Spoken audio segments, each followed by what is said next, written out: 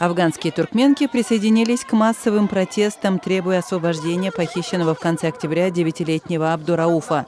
В Мазари-Шарифе около 200 женщин прошли маршем и расположились в палатках возле независимого директората местного управления провинции Балх.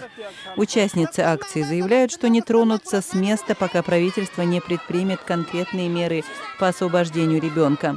Мы днем и ночью ждем, не смыкая глаз. Ждем, что вот сегодня вернется наш сынок. На завтра снова ждем. Никаких вестей о сыне нет. Мы все надеемся. Неужели для этих людей нет ничего святого? Разве у них нет детей? Правительство только обещает, но помощи от них нет.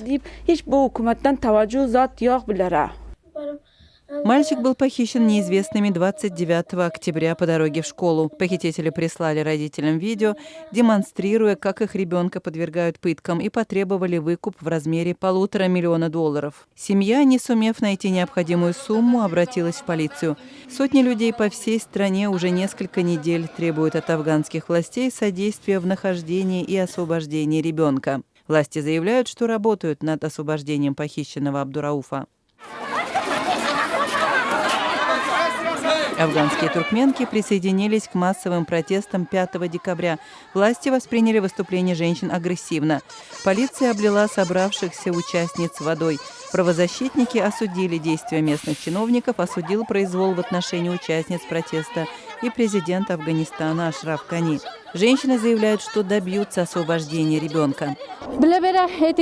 Мы с утра стоим здесь, нас поливают водой. Мы не боимся воды, мы ничего не боимся. Нам нужен Абдурауф. В настоящее время акции протеста проходят в 6 провинциях Афганистана. 11 декабря к протестам присоединились и туркмены в Вашингтоне.